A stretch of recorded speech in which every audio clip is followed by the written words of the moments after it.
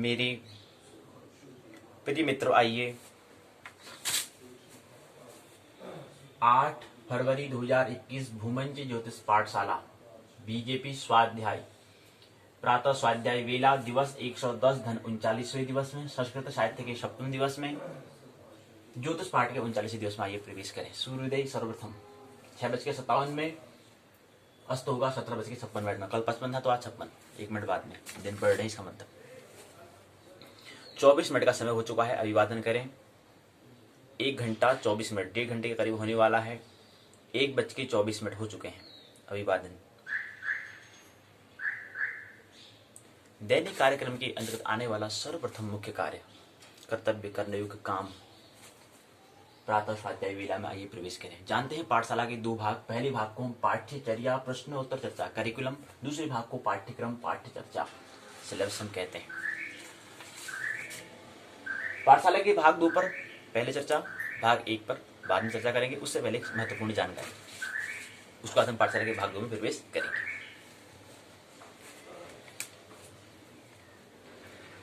सूचना, गृहस्थी में प्रवेश का द्वार है विवाह।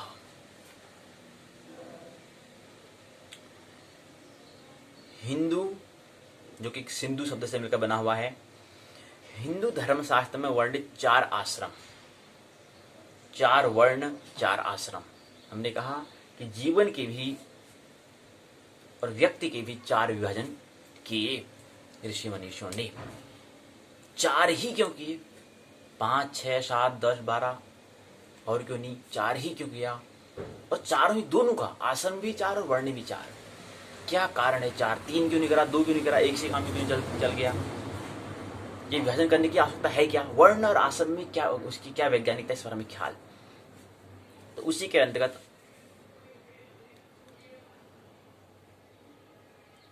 एक सूचना, गृहस्थी में प्रवेश करने का द्वार है विवाह। 4 आश्रम 4 वर्ण। आश्रम और वर्ण क्या है? आश्रम जीवन को 4 भागों में बांटना। जैसे कोई व्यक्ति है, अगर 70 वर्ष जीता है तो उसको 4 भागों में बांट देना, उसको हमने कहा आश्रम।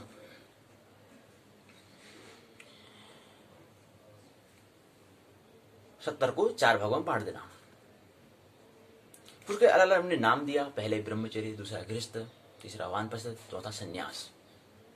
तो जीवन को हमने एक जीवन, हमारा इस 84 करोड़ का जो एक आरा, जो चाक है, जो तिल्लियां, जो पड़ाव हैं, उसमें मनुष्य योनि आती है। इतने पड़ाव में एक मनुष्य योनि आती है। और उसके लिए आप पशुओं के लिए कोई जीवन शिक्षा की कोई ज्यादा महत्व है नहीं, संवाद कर नहीं सकते पशु, हालांकि वो भी अपने हिसाब से करते हैं, लेकिन ज्यादा विकास, यहाँ से छलांग लगाने के लिए एक द्वार जो है, इसको मोक्ष का द्वार ऐसे ही नहीं कहा है। मनुष्य जीवन को, मनुष्य योनि को, मनुष्य शरीर को, देह को मोक्ष का द्वार ऐसे ही ऋषि मनुष्य ने नहीं कहा, ऐसे कह नहीं दिया। बहुत बड़ी इसके अंदर वैज्ञानिकता है और उसका अंदर तथ्यगत बात है। तो यहाँ से संवाद कर सकते हैं। तो इसलिए जीवन को हम देख सकते हैं। हमने कहा ज्योतिष में तो अनिवार्य है कि व्यक्ति कितने वर्ष तक जिएगा, इसकी भविष्यवाणी तक कर सकते हैं। उसके आधार पर जीवन के 4 विभाजन है। और चूंकि इस आर्य से हम छलांग लगा सकते हैं बाहर, इससे बाहर जन्म जन्मांतर के चक्कर से बाहर हम निकल सकते हैं। अगर हमारी त्वरा, अगर तीव्रता पर निर्भर करेगा हालांकि, लेकिन बाहर हम जा सकते हैं। और जाने के लिए मार्ग एक मात्र द्वार यही है, मनुष्य योनि। तो उसके लिए जीवन के 4 विभाजन किए, जिसको आश्रम कहा और क्रम से नाम दिया, ब्रह्मचर्य, गृहस्थ, वानप्रस्थ और संन्यास। इसी क्रम में जीवन को ही विभाजन नहीं किया, व्यक्ति को भी विभाजन करता है, व्यक्ति का भी विभाजन किया। व्यक्ति के ढंग जो होते हैं 4 प्रकार से ढंग हो सकते हैं, उसी को उन्होंने वर्ण कहा। और दोनों के योग से, वर्ण और आश्रम के दोनों का 2 शब्द हैं, आप दोनों शब्दों का व्याह होगा, अभी बन जाएगा वर्णाश्रम। वर्ण एक शब्द है, आश्रम एक शब्द है। इन दोनों शब्द का अगर व्याह करते हैं, अगर मिलाते हैं, तो दोनों के मेल मिलन से क्या बनता है? वर्णाश्रम बनता है। यहाँ पर वर्ण धन आश्रम, वर्ण अ और आश्रम, अ और आ के योग से आ बनना, अर्थात दीर्घ संधि यहाँ पर हो रही है, वर्णाश्रम हो गया। यानी कि ये वर्णाश्रम क्या है? व्याकरण में अर्थात व्या हुआ शब्द है, इनकी दो शब्दों का मेल से बना हुआ शब्द है, दो शब्दों से मिलकर बना हुआ है। तो वर्णाश्रम की क्या वैज्ञानिकता है, उसी के अंतर्गत यहाँ पर गृहस्थ जीवन आता है। गृहस्थ जीवन, गृहस्थ आश्रम आता है, गृहस्थ जीवन का एक पड़ाव आता है, एक हिस्सा। इस पड़ाव के अंतर्गत 84 गुणों के पड़ाव के अंदर क्या है, एक मनुष्य योनि, उसका एक मनुष्य योनि के बाद एक ब्रह्मचर्य के बाद फिर आता है गृहस्थ जीवन, यानी कि दूसरा हिस्सा, दूसरा भाग। जीवन के 4 भाग में पहला भाग ब्रह्मचर्य हो गया, दूसरा भाग गृहस्थ आता है। तो उससे संबंधित सूचना है, गृहस्थ में प्रवेश करने का द्वार है विवाह। जैसे ये हमारा शरीर क्या है, ये जो है क्या है, मोक्ष का द्वार है। मोक्ष को मतलब स्वतंत्रता को, निजता को, बुद्धत्व को, परम जागरण को, निर्वाण को, महापरिवार निर्वाण को, जन्म जन्मांतर चक्रों से, आवागमन से मुक्त होने का एक क्या है, एक द्वार है। ऐसे ही कह रहे हैं गृहस्थ जीवन में, अर्थात जीवन जो हमने कहा, जो आश्रम हमने, जीवन या आश्रम जो कह रहे हैं, 4 भाग विभाजन हमने किया। तो पहले को ब्रह्मचर्य, दूसरा जो आश्रम जो आता है दूसरे नंबर में, उसको गृहस्थ कहा। तो गृहस्थ में प्रवेश का द्वार कौन है, वह है विवाह, वह है ब्याह, वह है मैरिज। अच्छा जी, चलिए फिर क्या है द्वार, समझे इसको। महर्षि व्यास ने, कृष्ण द्वैपायन वेद व्यास जी कहते हैं, गृहस्थ्येव ही धर्माणाम सर्वेषां मूल्यम् उच्यते। अर्थात क्या है, गृहस्थ जो आश्रम, गृहस्थ जो आश्रम है, उसमें सर्व ये 4 जो हमें धर्म हमने कहा, सभी धर्मों का आधार जो है, सभी धर्मों का जो आधार, जो बेस जो है, जो बुनियाद जो है, वो क्या है, 4 आश्रम में सबसे पहले जो आश्रम जो है गृहस्थ है। इतना ब्रह्मचर्य भी नहीं है जितना गृहस्थ है।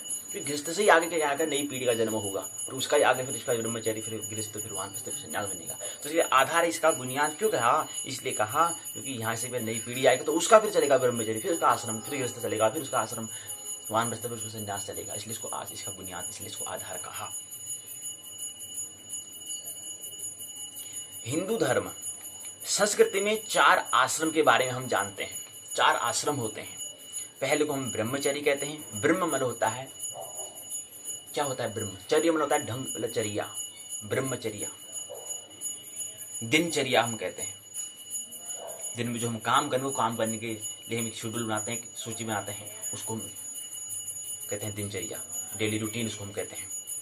ऐसी ब्रह्म की जैसी चर्या, मतलब ब्रह्म की जैसी चर्या मतलब क्या है, जो केवल जिसका होना मात्र है वो है ब्रह्म, जो करता कुछ नहीं है, जिसके कारण होता है,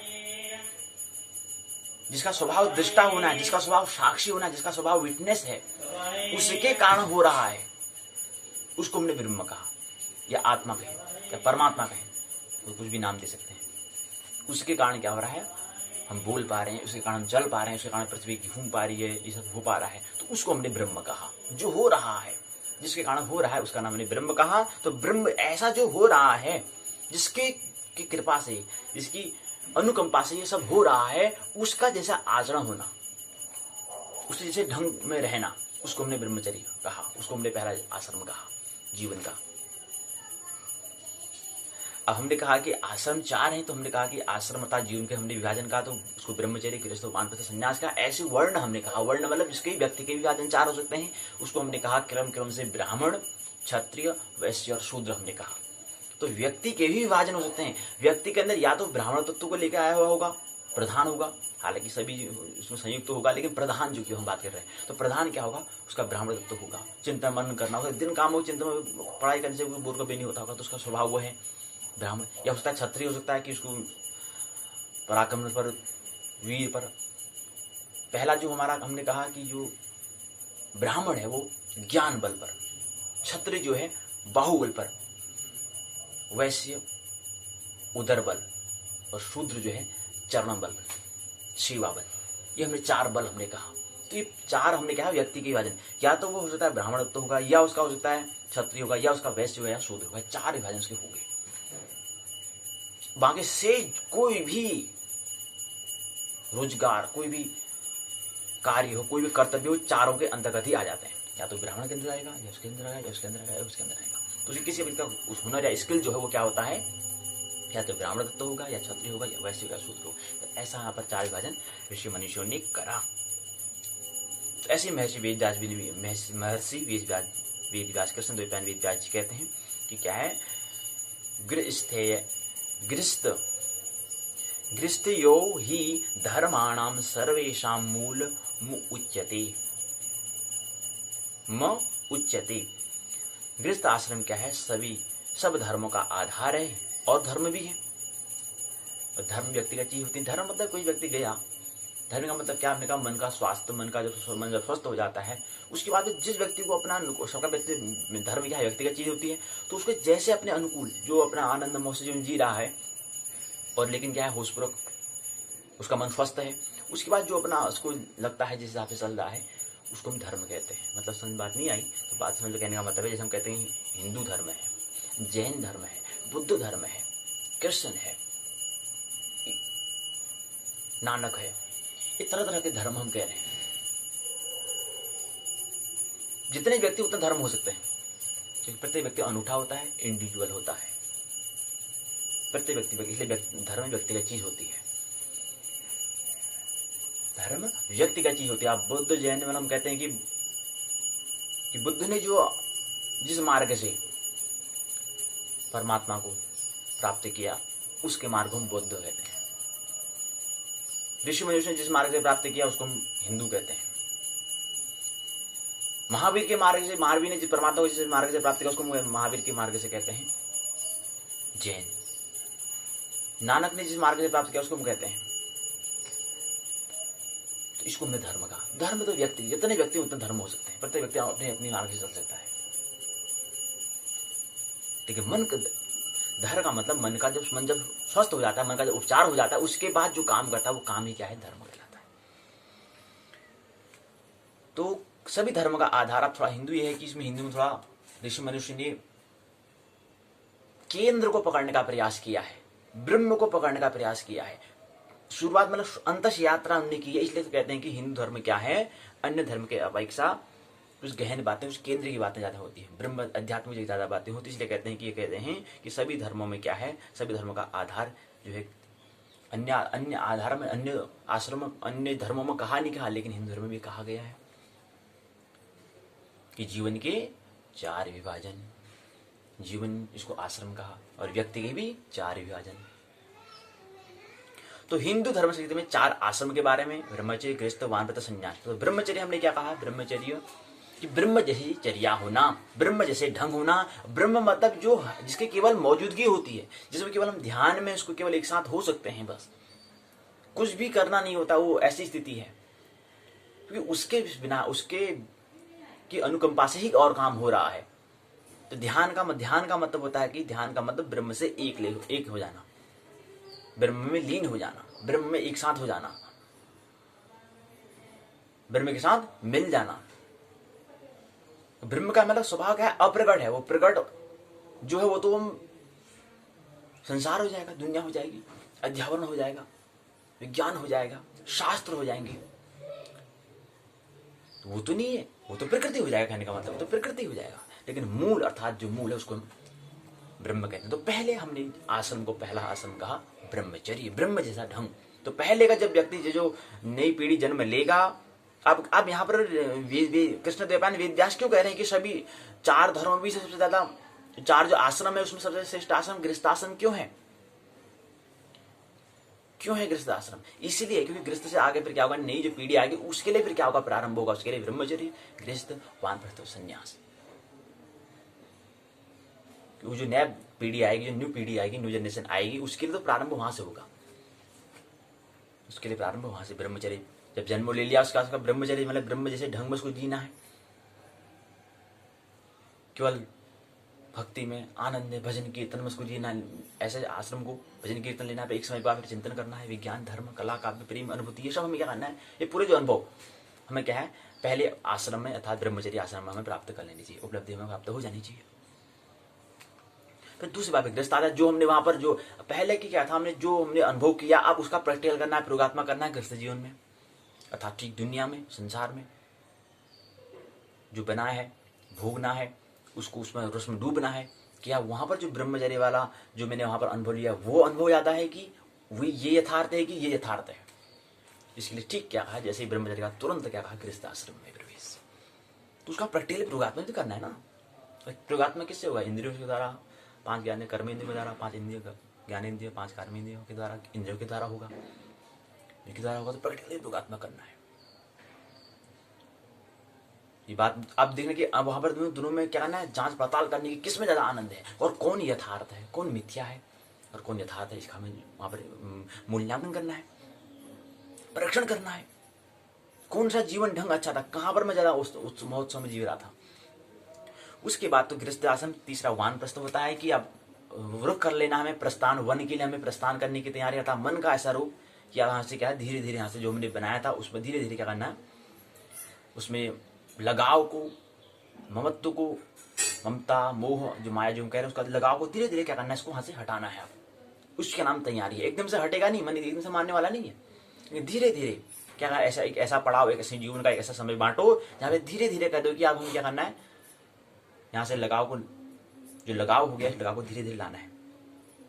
उसका नाम वानप्रस्थ। वन मतलब वन, प्रस्थान मतलब कहते हैं जाना वन के लिए, अर्थात वन का मतलब वन जंगल में नहीं चले जाना है। वो तो वान मतलब होता है कि ऐसा मन की तैयारी कि समझो कि हम जंगल में रह रहे हो, ऐसी वानप्रस्थ में तैयारी। और संन्यास का मतलब होता है फिर जो ब्रह्मचर्य में जो हमने अनुभव किया था फिर उसमें ही लीन जाना, फिर एक साथ हो जाना, उसका नाम संन्यास है। संन्यास के लिए समझ की, अनुभव की आवश्यकता होती है, ऐसे संन्यास फलित नहीं होता है। इन चारों आश्रम में भी गृहस्थ आश्रम तीनों का आधार कहा गया है। वो तो हमने कह दिया कि आधार क्यों, क्योंकि इससे आगे पे नई पीढ़ी जो आती है उसके लिए तो पहला आश्रम प्रारंभ ब्रह्मचर्य अब होगा ना, फिर आश्रम गृहस्थ होगा, फिर वानप्रस्थ, फिर संन्यास तब होगा। तो तीनों आश्रम में क्या है, चौथा आश्रम जो चौथा नंबर में गृहस्थ आश्रम जो तीनों का आधार है, बीज है, मूल है, बुनियाद है। गृहस्थ आश्रम के बिना अन्य तीनों का अस्तित्व मुश्किल है। गृहस्थ आश्रम में प्रवेश का माध्यम विवाह ही है। अब गृहस्थ आश्रम जो है उस पर उसकी बुनियाद पर क्या है, शेष 3 आश्रम ब्रह्मचर्य, वानप्रस्थ, संन्यास आश्रम क्या है, उस बुनियाद पर टिके हैं, उस बीज पर क्या है, अस्तित्व में है। अब गृहस्थ जो आश्रम है उसके लिए प्रवेश का जो द्वार, जो माध्यम क्या है, वो माध्यम जो साधन क्या है, वो आधार जो है वो है विवाह। वो माध्यम क्या है, उसी तरीका क्या है, विवाह है। तो एक द्वार जो है क्या है, विवाह है। गृहस्थ आश्रम के लिए, गृहस्थी के लिए प्रवेश का द्वार विवाह है। क्या कहा, 3 आश्रम जो हैं ब्रह्मचर्य, वानप्रस्थ और संन्यास, वो किस आधार पर, गृहस्थ के आधार पर टिका है। और गृहस्थ आधार जो गृहस्थी जो हम कह रहे हैं, गृहस्थ आश्रम जो करें उसके लिए प्रवेश द्वार क्या है, विवाह है। अच्छा, अतः उचित ढंग से विवाह किए बिना गृहस्थ आश्रम प्रवेश करना असंभव है। अगर उचित ढंग से अगर हमने जांच पड़ताल अनिवार्य की क्या है, इसेंशियल जगत की क्या मर्जी है, अगर उसके बिना अगर हमने गृहस्थ आश्रम में प्रवेश करना क्या होता है, असंभव होता है। अगर किया भी तो फिर क्या होगा, दुखालय बनेगा, आनंद उससे नहीं आ सकता। अनिवार्य की मर्जी को देखते हमें क्या करना है, उसको विवाह में बदलना है और गृहस्थ आश्रम में प्रवेश करना है। बताइए गृहस्थ आश्रम दंपति जीवन कैसा है, ये हमारे सामने प्रकट है। उचित जीवन साथी की तलाश होनी चाहिए। अब प्रवेश द्वार है, विवाह को हमने प्रवेश द्वार, गृहस्थी जीवन का प्रवेश द्वार हमने विवाह कहा। अब विवाह के लिए हमें क्या करना होता है, उसके लिए हमारी क्या तैयारी होनी चाहिए, तो बताते हैं कि उचित जीवन साथी की तलाश होनी चाहिए। ऐसा जीवन साथी जो हमने कहा था कि एक पुरुष के अंदर स्त्रीता पुरुषता दोनों, और एक स्त्री के अंदर, उसके अंदर भी स्त्री और पुरुष दोनों होते हैं। तो ऐसा जीवन साथी जो पुरुष के अंदर जो स्त्रीता का क्या बने, उसके अंदर स्थिरता को अनुभव बनाने के एक साधन बने, उसको निखारने का एक माध्यम बने। उचित जीवन साथी का मतलब क्या है, यही तो है। और स्त्री के अंदर क्या है, पुरुष ऐसा मिले जो उसके अंदर पौरुषता वाले जो पुरुष है उसको निखारने का एक माध्यम बने, उसी का नाम है उचित जीवन साथी। उसी का नाम क्या है, ठीक जीवन साथी को क्या करना, चुनना, चॉइस करना, चुनाव करना, इलेक्शन करना। इसलिए तो हमने कहा वर्ण का मतलब होता है चुनना, चुनाव करना अपने स्वभाव के अनुकूल। अपने अंदर जो ये स्त्री या पुरुष होगा, कि हमारे अंदर जो स्त्री या पुरुषता जो होगी उसका ये हमारा निखार पाएगी नहीं पाएगी। उचित जीवन साथी का मतलब, तलाश का मतलब ये होता है कि अपने अंदर जो स्त्री या पुरुष है उसको निखारने का एक माध्यम बन जाए, क्योंकि एक समय बाद मिले हैं, बिछोड़ना तो होगा क्योंकि प्रकृति तल पर है, लेकिन पूरे शाश्वत सनातन, हम कहते हैं 7 जन्म का कहते हैं, ये खाली मन की बोले बातें होती हैं।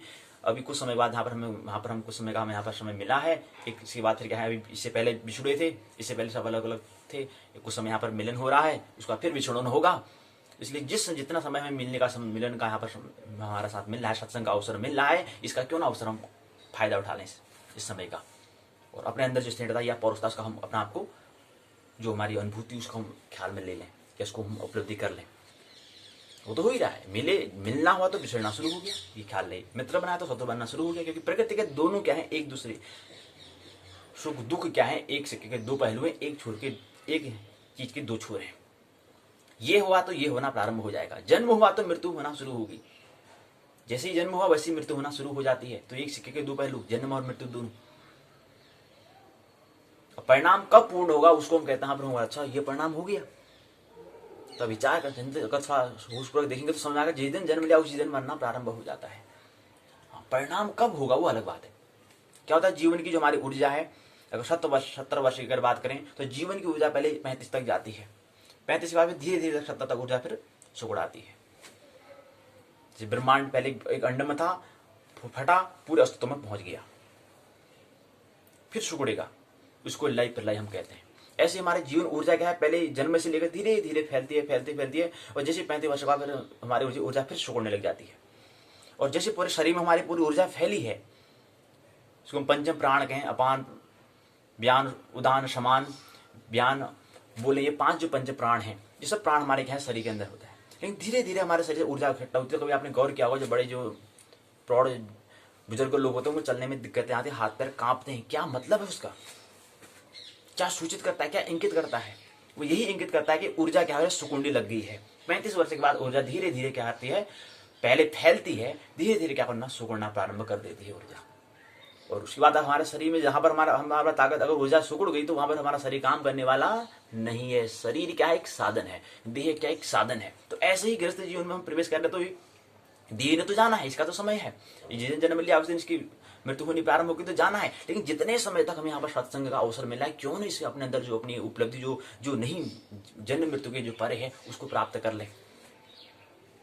अपने अंदर जो स्थिरता, पौरुषता, जो धर्म की उपलब्धि या प्रेम की उपलब्धि हम क्यों न कर ले, उसकी अनुभूति क्यों न कर ले, फीलिंग क्यों न कर ले। मिलते हैं तो रोते हैं, यार तो मिला, नहीं मिले तो भी दुख, नहीं मिले तो भी दुख, और मिल गए तो भी दुख।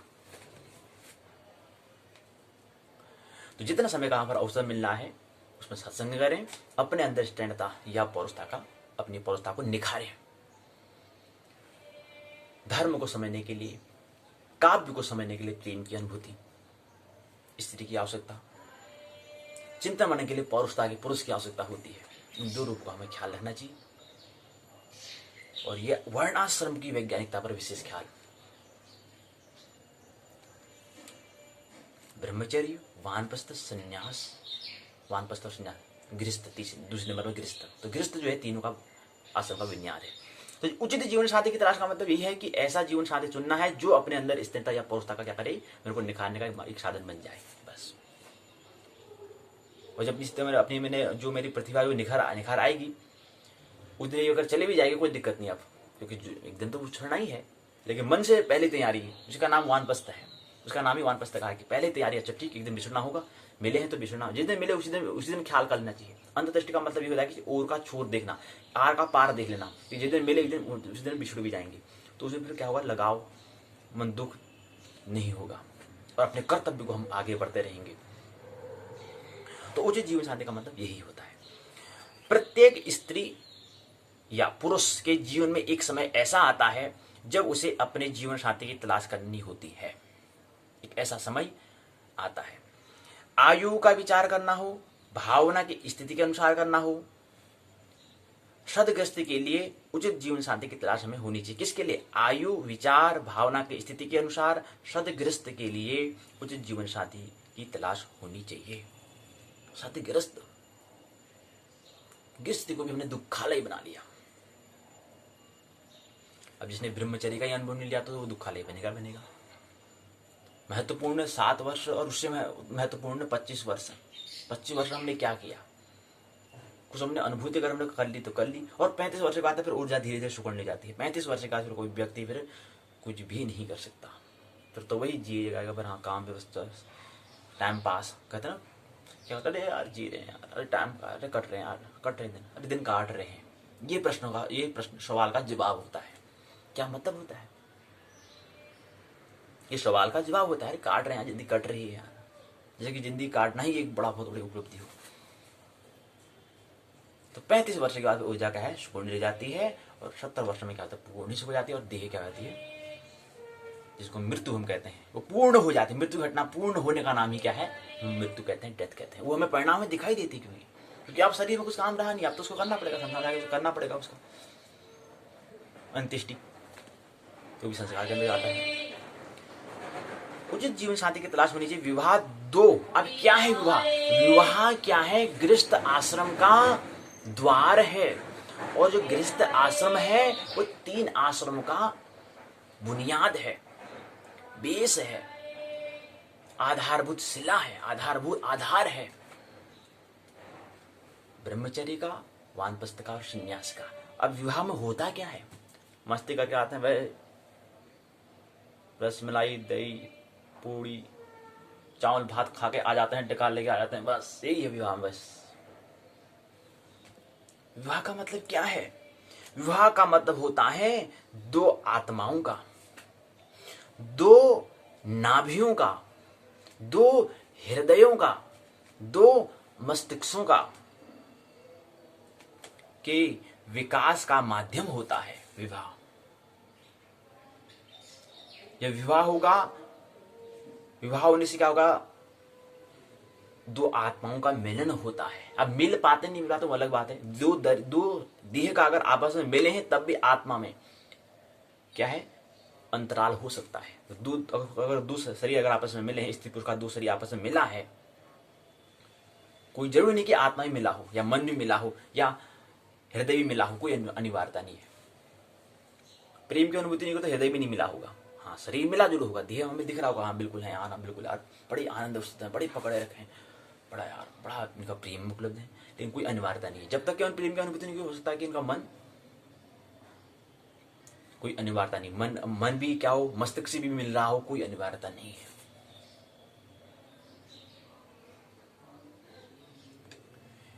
तो विवाह में क्या होता है, 2 आत्माओं का, 2 नाभियों का, 2 हृदय का, 2 मस्तिष्क का जब आपस में वर्तते हैं तो उनका विकास, 2 आत्माओं का विकास। आत्मा का भी विकास कब होगा, जब हमने क्या कहा, हमने कहा कि आदमी पूर्ण कब होता है, स्त्री और पुरुष से क्या है, पूर्ण बनता है। क्या विवाह से क्या होता है, आदमी पूर्ण हो जाता है, क्योंकि उसका अभी तक उसका क्या था, आधा पुरुष था, आधा शरीर स्त्री था। उसका शरीर क्या था, आधा स्त्री आधा पुरुष। लेकिन जैसे विवाह हुआ तो आधा जो पुरुष जो था उसको आधा स्त्री मिल गई, और आधा स्त्री से उसको पुरुष मिल गया। मिला मतलब केवल कुछ समय के लिए मिला है, अपने अंदर जो वो तो है ही पहले से, स्त्री पुरुष तो है ही, उसका केवल एक माध्यम बनने का काम कुछ समय के लिए, वो तो है। तो पूर्ण हो गया विवाह से। जैसे विवाह गृहस्थ आश्रम में क्या, तो वो व्यक्ति क्या होगा, पूर्ण हो गया, दोनों चीज को मिल चुकी है। अब पूर्ण हो पाता, उपलब्धि हुई नहीं हुई तो बात ही बात होगी। ऐसा कोई अर्थ नहीं है कि जिस व्यक्ति ने विवाह कर दिया उसने अपने अंदर स्त्रीणता या पौष्टता का उसने उसको उपलब्धि कर ली, उसकी अनुभूति कर ली, या कोई अनिवार्यता नहीं है। वो तो जो व्यक्ति साधना में उतरेगा वही कर सकता है। कोई अनिवार्यता भी नहीं है कि व्यक्ति ने अपने अंदर स्त्रीणता या पौष्टता का अनुभूति कर ली हो, कोई अनिवार्यता नहीं। उसके लिए साधक बनना पड़ता है, साधना करनी पड़ती है। लेकिन विवाह में क्या होता है, एक अवसर, हमें एक अपॉर्चुनिटी हमें मिल जाता है, हमें अवसर मिल जाता है कि उससे 2 आत्माओं का विकास होगा, उससे 2 नाभियों का विकास होगा, उससे 2 हृदय का विकास होगा, उससे 2 मस्तिष्क का विकास होगा, अर्थात शरीर का और आत्मा का, ब्रह्मकार अध्यात्म का, अर्थात व्यक्ति का जो पूर्णतः विकसित सर्वांगीण विकास हो जाता है। ऐसा हम यहाँ पर हम समझते हैं। इस दृष्टि के आधार पर हम विवाह करते हैं। विवाह इसलिए करते हैं, विवाह आधार है, द्वार है गृहस्थाश्रम के लिए, और गृहस्थाश्रम में 3 आश्रम का क्या है, बुनियाद है। ये हम समझते हैं कि इससे व्यक्ति क्या हो जाएगा, इससे व्यक्ति क्या होगा, सर्वांगीण विकास होगा, आत्मा का भी विकास होगा, नाभि का भी विकास होगा, हृदय का भी विकास होगा, मस्तिष्क का भी विकास होगा, अर्थात पूरा शरीर का उसका विकास हो जाएगा, सर्वांगीण विकास होगा, अर्थात उसका व्यक्तित्व बनेगा, अर्थात उसकी पर्सनालिटी बनेगी। इस आधार पर हम विवाह करते हैं। ये उसकी बुनियाद है, ये उसकी वैज्ञानिकता, ये तथ्यगत बातें हैं। अब ये होती नहीं होती है, बात ही बात है। वो व्यक्ति साधक उस व्यक्ति पर, उस दंपति पर, उस स्त्री पुरुष पर, उस वधु पर निर्भर करेगा कि इसका वो ख्याल रखा है नहीं रखा, इस ख्याल में रखते हो करा नहीं करा, ये ख्याल है या नहीं, उस पर निर्भर करेगा। लेकिन हम ये कहते हैं कि विवाह कराने का उद्देश्य होता है, इसके पीछे उद्देश्य ये होता है कि इससे दो आत्माओं का विकास होगा, इससे दो नाभि का, दो मस्तिष्क का, दो हृदय का विकास होता है तथा व्यक्ति क्या हो जाता है, पूर्णतः विकसित हो जाता है। इस आधार पर हम विवाह करते हैं। और इससे क्या होता है, विवाह में इसी का नाम है सदग्रस्त। और जो व्यक्ति ने दो आत्माओं का विकास कर दिया, दो नाभि का विकास जहां पर हो गया, दो हृदय का जहां पर विकास हो गया, दो मस्तिष्क का जहां पर विकास हो गया, इसी ग्रस्त को हम सदग्रस्त कहते हैं। अन्य गृहस्थी होंगे, गृहस्थाश्रम में जी रहे होंगे, लेकिन सदग्रस्त वही कहलाएगा जिसने क्या करा, चारों तल पर अपना विकास किया। आत्मा से लेकर आत्मा, नाभि, हृदय, मस्तिष्क, चारों तल पर जिसने विकास किया, उसी ऐसे गृहस्थ का आश्रम को हम सदग्रस्त कहेंगे या सदगृहस्थी हम कहेंगे। अगली बात, संयुक्त जीवन के प्रति निष्ठा। संयुक्त मतलब कंबाइंड, एकजुट। गृहस्थ यानी पति और पत्नी, पति का मतलब मालिक होता है, पत्नी का मतलब होता है दासी, यानी कि एक सेवा, मतलब वो हृदय का मतलब, यानी कि स्थिरता और पौष्टता का यहाँ पे बात कर रहे हैं। पति और पत्नी एवं अन्य पारिवारिक सदस्यों का एक ऐसा संयुक्त जीवन जो उन्हें शारीरिक सीमाओं में से ऊपर उठाकर एक दूसरे के प्रति निष्ठा, आत्मीयता, एकात्मकता की डोर में बांध दे। यह डोर इतनी प्रगाढ़ होती है कि उतनी ही शारीरिकता गौण होती जाती है। जितनी ये डोर, जितनी हमारी आत्मा का ज्यादा जोर होगा, नाभि पर ज्यादा जोर होगा, हृदय पर ज्यादा जोर होगा, मस्तिष्क पर कम जितना जोर होगा, उतना ही जीवन हमारा क्या होगा, महोत्सव और आनंदित पूर्ण, उतना हमारा शरीर के प्रति आकर्षण हमारा क्या हो जाएगा, गौर हो जाएगा। उतना हम प्रकृति से हम कम ब्रह्म की जगत की ओर ज्यादा यात्रा करेंगे, मूल की ओर ज्यादा हमारा ख्याल, प्रभु की ओर ज्यादा हम ख्याल करेंगे, उसकी ओर हमारी यात्रा होगी। शरीर की ओर आकर्षण उतना कम होते जाएगा, क्षीण होता जाएगा। तो संयुक्त जीवन से हमने कहा कि अब दो व्यक्ति हो गए, विवाह हो चुका है, दो थे या फिर आगे चार होंगे, उससे आगे क्या बनेगा, परिवार बनेगा। उससे क्या बनेगा, परिवारों के समूह, फिर समाज से फिर आगे बनता है दुनिया, फिर दुनिया से पूरा योग के हम फिर उसमें ब्रह्म जोड़ तो बन जाता है ब्रह्मांड। सबसे पहले व्यक्ति की तैयारी कैसी है, व्यक्ति पर ख्याल। प्रत्येक व्यक्ति को अपने आप को क्या है, विकसित करना, अपने आप को सुधारना है। अन्य समाज को नहीं सुधारना है, परिवार को नहीं सुधारना है, अपने आप को पहले सुधारना है कि मैं सुधर पाया नहीं, मैं कुछ सीख रहा हूँ नहीं सीख रहा हूँ, पहले अपने आप को, क्योंकि फिर उससे क्या होगा, विवाह होगा, फिर उससे क्या बनती है, फिर आगे उसका ही पूरा विस्तार रूप क्या होता है, पूरा ब्रह्मांड पर अस्तित्व होता है। उसका नाम है संयुक्त जीवन के प्रति निष्ठा। दो बातें हमें ख्याल रखनी है, उचित जीवन साथी की तलाश करनी चाहिए। उचित मतलब जीवन साथी का कहना मतलब होता है, इसीलिए तो हम ज्योतिष में फिर नाभि, अष्टकूट इत्यादि का मिलान हम करते हैं। यहां तक ऊंचाई, कितना वजन होना चाहिए, कौन सा रक्त ग्रुप है, यहां तक कि हम उसके बारे में विचार करते हैं कि क्या चीज है, मन कैसा है, आत्मा कैसा है, मिलेगा नहीं मिलेगा, नहीं तो जीवन में झंझट ले, फिर करो तलाक, छोड़ो, दो। तो ये दुर्घटना हो जाती है, लेकिन इस घटना को अगर हम पहले अनिवार्यता के ख्याल रख लेंगे तो फिर ये घटना नहीं हो सकती। जहां पर अनिवार्य जगत का ख्याल मत अगर विवाह नहीं किया होगा तो बाद में क्या होगा, वहां पर परिणाम में तलाक होगा।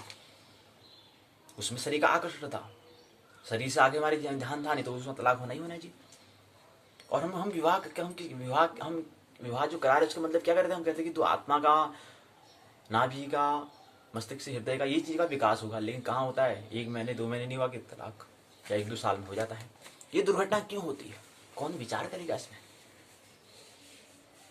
जिसका स्वभाव ब्राह्मण है उसका स्वभाव है, उसको बताना है कि ये दृष्टि यहाँ पर गलत हुई है। ब्राह्मण का स्वभाव यही है, ब्राह्मण को ये बताना होता है कि बताओ भाई ये दृष्टि यहाँ पर, ये आपने गलती हुई तो आप इसका परिणाम ये हुआ, ये आपने मिस्टेक की थी, बताना, करना ना करना उसका काम। लेकिन ब्राह्मण का काम, शिक्षा का काम यही है कि बता देना उसको दृष्टि बताना है कि ये स्थिति ऐसी थी, इस स्थिति में आपने करा, इसका परिणाम ये हुआ, दुष्परिणाम ये हुआ। और महत्वपूर्ण बात, आपने अनिवार्य जगत को ख्याल में रखते हुए काम नहीं किया, संस्कार आपके अंदर नहीं था, अर्थात समष्टि का ख्याल आपके पास नहीं था, इसलिए दुर्परिणाम हुआ। इसलिए क्या हुआ, गृहस्थ जीवन क्या हुआ, आप जो दुखालय कह रहे हो दुखालय नहीं है, लेकिन आपने दुखालय बना दिया और तलाक हो रहा है, ये सब हो रहा है, जीवन दुखी हो रहे हो। इसका मतलब क्या, आपने आपकी यात्रा, आपने जो अपना संस्कार जो था उस पर आपने ख्याल उसका नहीं किया, संस्कार मतलब समष्टि का ख्याल आपने नहीं किया। तो उचित जीवन साथी, दूसरा संयुक्त जीवन के प्रति निष्ठा। संयुक्त मतलब क्या है, वो परिवार बनेगा, उसके साथ संयुक्त मतलब जुड़ाव, मिलजुल कर रहना। तो कैसे रह पाएंगे, जो व्यक्ति प्रेम, ध्यान, भक्ति इत्यादि में रहेगा तो उस वहीं पर क्या होगा, मिलजुल कर रहना होगा। तो ये महत्वपूर्ण सूचना थी। आइए सूचना को विराम दें। मुख्य प्रसंग जो हमारा मेन टॉपिक है, आइए उसमें प्रवेश करें। उत्तराखंड मुक्त विश्वविद्यालय के स्नातक द्वितीय वर्ष का पहला प्रश्न पत्र संस्कृत साहित्य के हम सप्तम दिवस में आइए प्रवेश करें। सप्तम दिवस में हम स्नातक द्वितीय वर्ष का जो पहला प्रश्न पत्र है संस्कृत साहित्य का, उस पुस्तक का नाम है, व्यक्त करने का तरीका है SL 201, पद्य गद्य व्याकरण दिया गया है। खंड तीसरा में हम प्रवेश करेंगे आज की पाठशाला में। गद्य काव्य को हम समझने का प्रयास करेंगे। तो पद्य काव्य को हमने समझ लिया। हमने कहा रचना जो होगी, जो भी हमारे अंदर हुनर, जो कौशल होगा, उसको व्यक्त करने की कृति, काव्य, कला, साहित्य, संगीत, कला। कृति मतलब होता है कि हाँ, शब्दों का बोलबाला। काव्य का मतलब वहां पर संगीत का। काव्य में बिना संगीत के काम होने वाला नहीं है, और बिना प्रेम के होने वाला काम है काव्य में। रस आने वाला है, रस आने के लिए क्या है, संगीत और प्रेम की अनिवार्यता है। और कला के लिए तो हमें क्या चाहिए, फिर हुनर की, हमारी समझ की हमें आवश्यकता होती है। तो रचना तीन तल पर होती है हमने कहा। इसके बाद हमने कहा कि जो हमारी जो रचना होती है उसके दो व्यक्त करने के तरीके होते हैं। तीसरा तरीका भी हो सकता है, या तो उसको हम पद्यवत बताएं या उसको हम गद्यवत बताएं, या दोनों को एक साथ बताएं। कहीं जहां पर जरूरत पड़े पद्य, जहां पर जरूरत पड़े तो गद्य बताएं। तो तीन स्थिति हो सकती है, व्यक्त करने का ढंग, तरीका हो सकता है। तो पहले खंड और दूसरे खंड में पद्य को हमने समझने का प्रयास किया। अब हम गद्य को समझने का प्रयास तीसरे खंड में करेंगे। उसके अंदर आज की पाठशाला में केवल एक इकाई पर हमें चर्चा करना है, एक इकाई पर। तीसरे खंड का नाम क्या है, वो तो समझ ले। तीसरे खंड का नाम है कादंबरी का सुखनाश उपदेश। पर अब ये काव्य, इसे हम काव्य कहेंगे। पर उपदेश कुशल बहु तेरी, जे आचर नहीं नर्न घनेरी। कादर मन कहूँ एक अधारा, देव देव आलसी पुकारा। हित अनहित पशु पक्षी न जाना, मानुष तनु गुण ज्ञान निधाना। परहित सहिस धर्म नहीं भाई, पर पीड़ा सम नहीं अधमाई। जो अति आतप व्याकुल होई, तरु छाया सुख ज्ञान ही सोई। ये क्या है, पद्यवत है। पर उपदेश कुशल बहु तेरी, जी आचर नहीं नर्न घनेरी।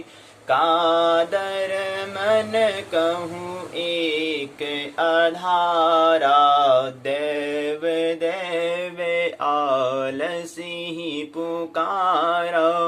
हित अनहित पशु पक्षी न जाना, मानुष तनु गुण ज्ञान निधाना।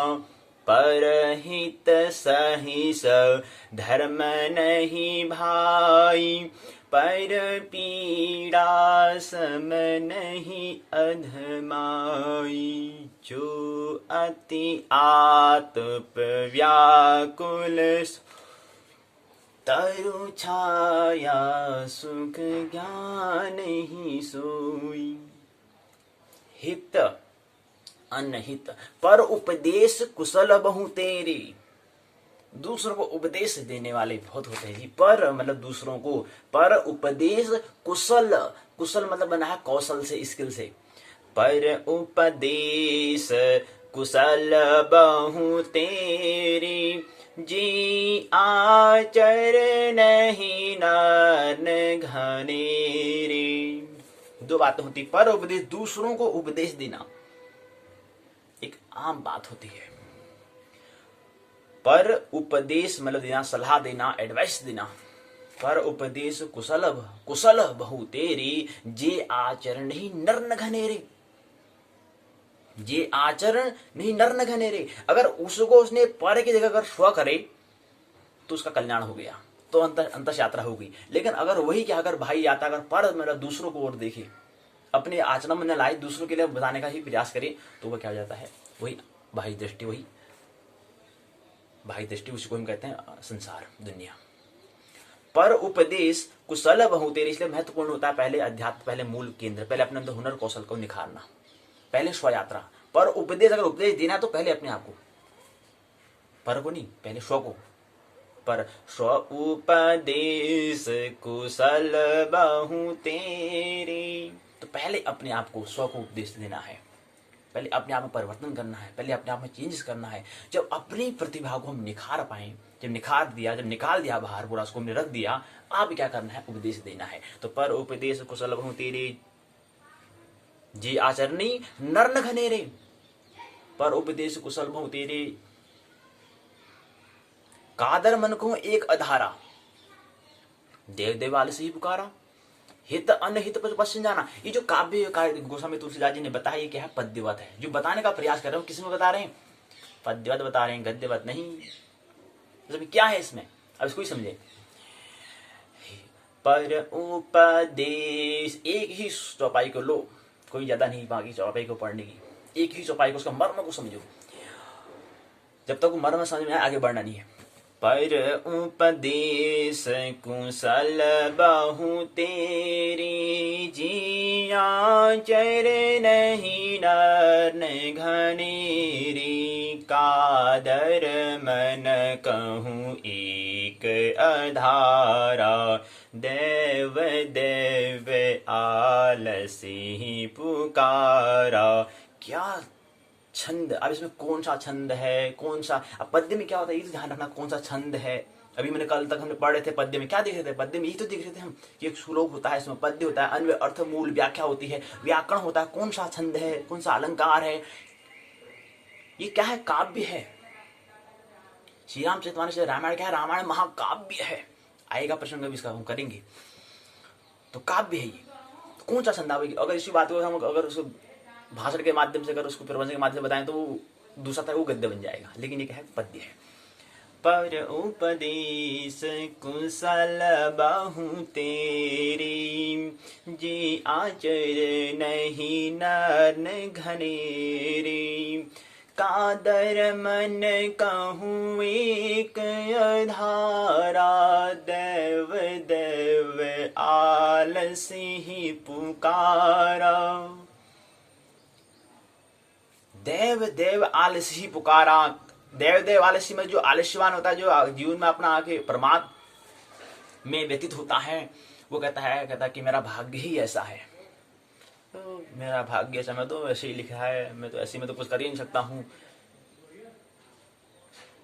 मेरा भाग्य ऐसा है।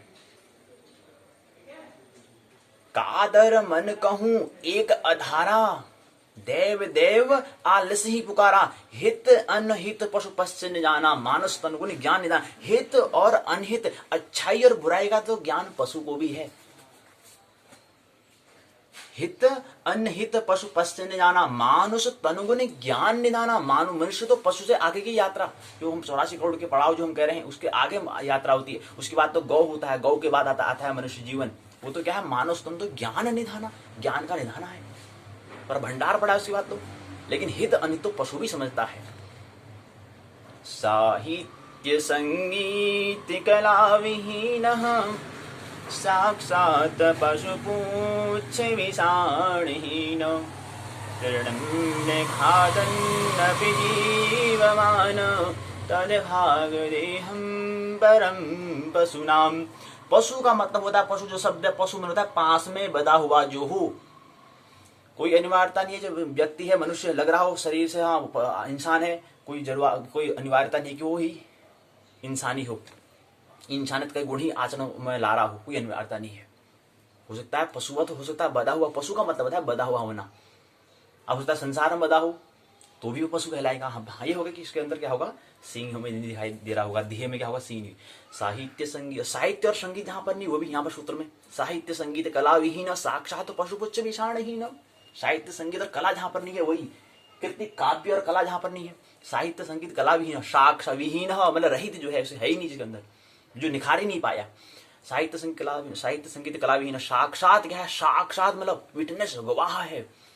साक्षात पशु क्या है, पशुपुच्छ, पुच्छ मतलब पूंछ, और विषाण मतलब होता है सींग। हीन बिना पूछ बिना सींग क्या है, वो पशु ही है, पशु ही है। पशु ही कहने में कोई बड़ी आशय की बात नहीं होनी चाहिए, क्योंकि वो पड़ा वहीं पर है, वो बड़ा वर्तुल ही घूम रहा है, 84 करोड़ का वर्तुल जो है वही भी घूम रहा है, उसी में आता है क्रम। इसलिए कोई पशु हो सकता है, कोई इसमें आश्चर्य की बात नहीं। हाँ, सींग नहीं होगा, पूछ नहीं होगा, अलग बात है। साक्षात पशुपुच्छ विषाण। अगर ये परिणाम देखो, अगर हमारे पास जीवन में अगर संगीत नहीं है, साहित्य अगर हमारे पास नहीं है, साहित्य नहीं है, संगीत नहीं है, कला हमारे पास नहीं है, उसको हम अगर नहीं कर पाए, उसको अगर हम उसको नहीं सीख पाए, तो इसका मतलब हम क्या है, पशु ही हैं। पशु तरह जीवन ही जी रहे हैं, उसका नाम कहते हैं जीवन जीने की कला। अगर हमें नहीं आई तो उसको कहेंगे हमारा जीवन क्या है, पशु ही है। हाँ, सींग नहीं, पशु और वो नहीं है। और पशु कहने में कोई दिक्कत नहीं, क्योंकि वो वर्तुल वहीं से हम आते हुए गौ से आगे जाकर हमारी वही है, तो कोई जरूरी नहीं है। अभी वहीं हम अगर हमारा शरीर तो मिल गया है, प्रभु की अनुपम बात हो चुकी है कि हमें शरीर मिल चुका है, देह में मिल चुका है, लेकिन हमने क्या करा, उस अपॉर्चुनिटी अवसर को हमने फिर बुला दिया। जो करते हुए आ रहे थे वही हम यहाँ इस जीवन में कर दिया हमने। तो पशु जीवन हो सकता है, कोई ऐसी बात नहीं है कि देह मिल चुका है तो इंसान ही हो गया, इंसानियत का ही गुण रख रहा हो, ऐसा कोई अनिवार्यता नहीं है। उसी व्यक्ति की उसकी त्वरा पर, तीव्रता पर, सीखने पर, जिज्ञासा पर, लगन पर निर्भर करेगा, एक ही गुण पर नहीं।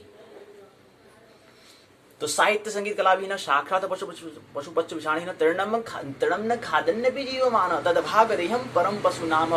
बिना पूछ बिना सींग का तृणम न खादन्य। अब घास तो खा नहीं सकता भाई, मनुष्य तो घास खाता नहीं है। घास कौन खाता है, गाय खाती है, पशु खाता है। तृणम न खादन्य भी जीव मान तदभाग रेहम परम पशु नाम। उसका भाग क्या है, वो पशु ही कहलाएगा। हालांकि सींग, पूंछ और घास नहीं खा रहा है, लेकिन उसका भाग्य, उसका जीवन जीने का जो ढंग है, वो ढंग क्या है, पशुवत ही है। पशु से आगे विकास नहीं कर। इसका मतलब क्या है, इसका मतलब होता है कि डेवलपमेंट, विकास नहीं हुआ। जो पशु इससे पहले पशु जीवन में मिला था वहीं पर है, वो शरीर मिल चुका है, लेकिन फिर भी विकास वही फिर कौ से शुरू कर रहा है, फिर भी कौ से ही शुरू कर रहा है।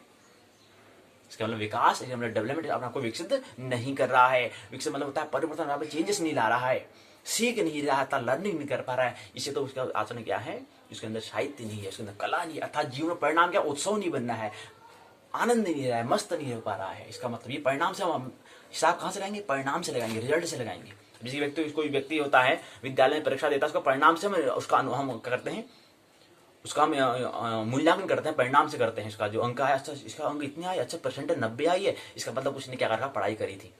ऐसे ही हम अनुमान लगाते हैं किसी व्यक्ति ने अगर जीवन में, अच्छा इसका कार है, अच्छा यार हाँ कार, इसका मतलब कुछ विकास हो रहा है जी। तो हमारा अलग अलग तरीका होता है, इसकी हम हिसाब लगाते हैं, इसने कुछ अपने आप को विकसित किया नहीं किया। तो ऐसे हम हिसाब किताब वहाँ पर भी लगाते हैं कि इसके अच्छा कितना परसेंट, अच्छा 80% आई, अच्छा 90%, अच्छा मतलब कुछ पढ़ाई करी इसने, मतलब कुछ परिवर्तन कर रहा है, इसका मतलब कुछ विकास हो रहा है इसमें, ये हम परिणाम से हिसाब लगाते हैं। आइए पहले गोस्वामी तुलसीदास चौपाई इसको समझे। पर उपदेश, क्योंकि इसी से इस चौपाई से ही क्या है, हमारा अगला जो गद्य आने वाला है, उस गद्य काव्य को हम समझेंगे इसी सूत्र के माध्यम से, इसी चौपाई के माध्यम से।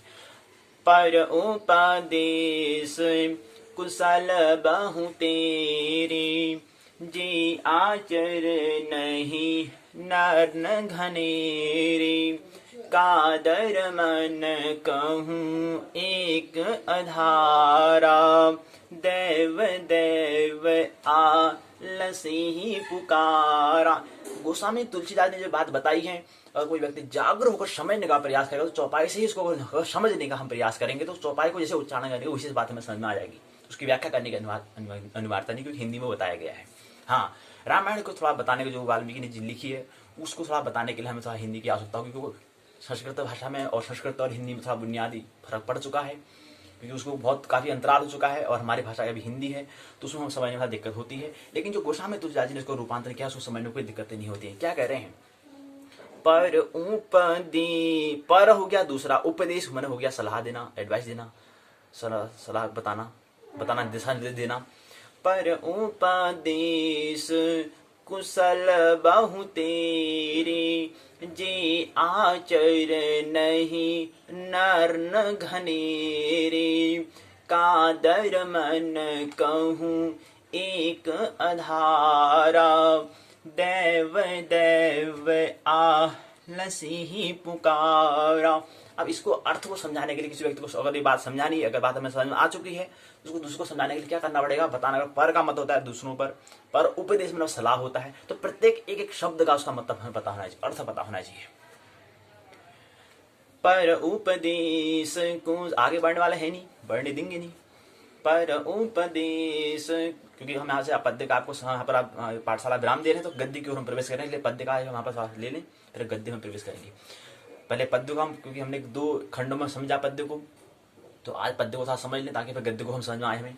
पर उपदेश कुशल बहु तेरे, जे आचर नहीं नर न घनेरे, कादर मन कहूँ एक अधारा, देव देव आलसी ही पुकारा, हित अनहित पशु।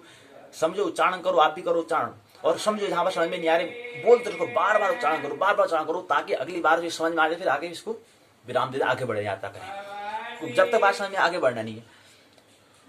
हित अनहित, अब ध्यान दो, हित अनहित पशु पाछे न जाना, मानुष तन गुण ज्ञान निधाना।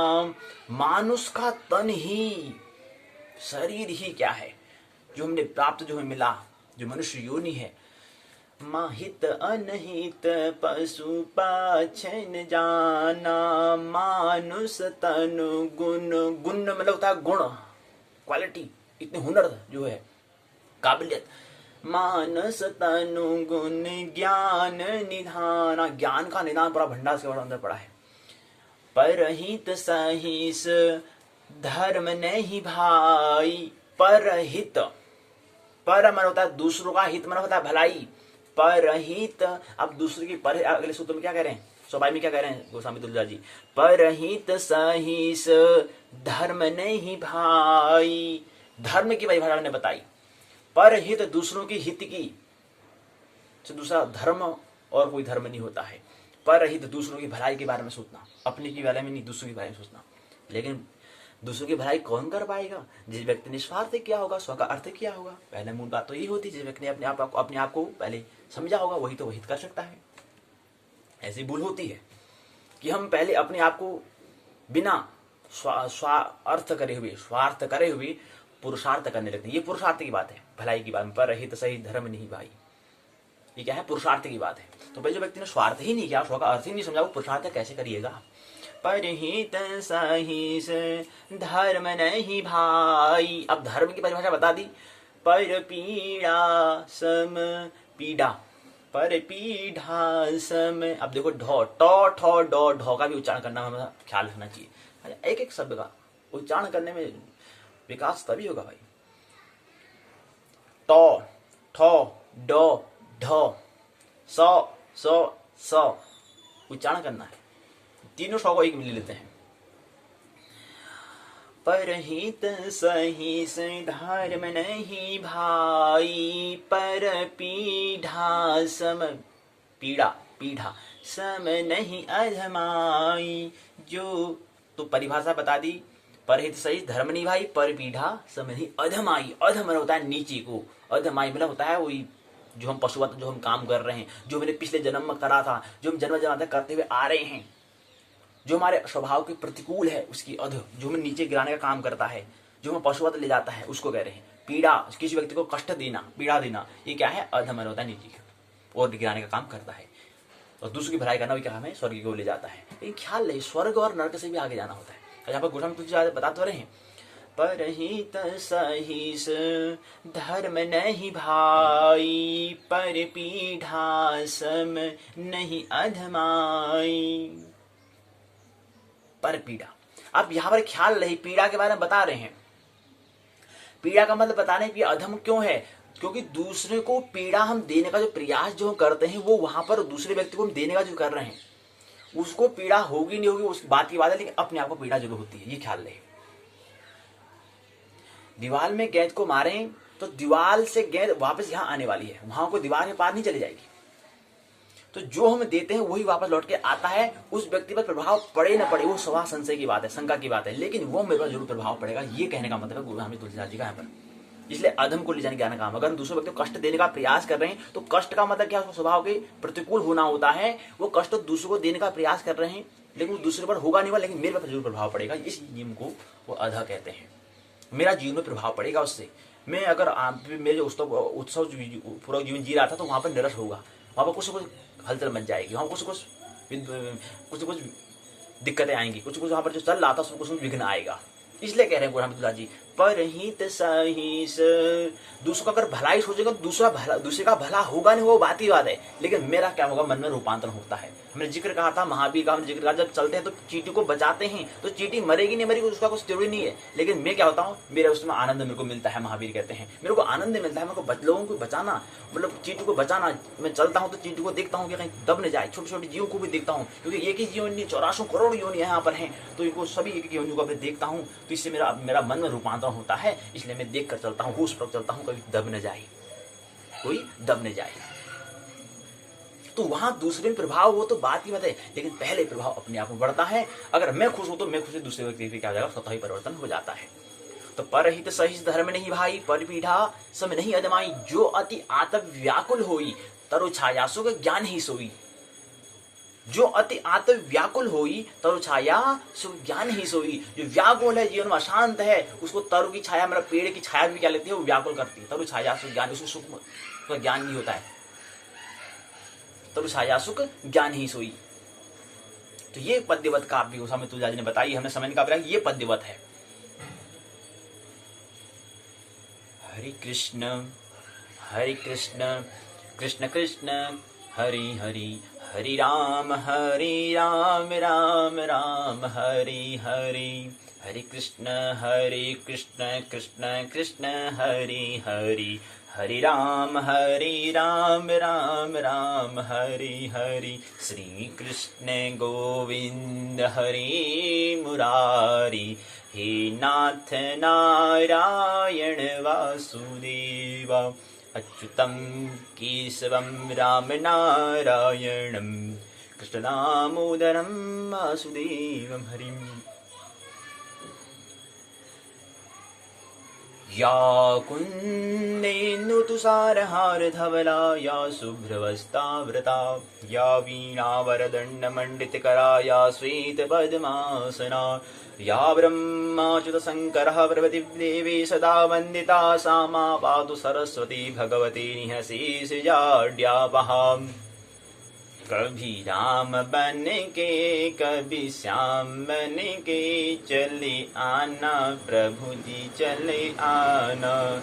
सिंदूर चढ़ाने से सब काम होता है, हाँ जी, सिंदूर चढ़ाने से सब काम होता है, हाँ जी, भगवान की कृपा से सब काम होता है, भगवान की कृपा से सब काम होता है।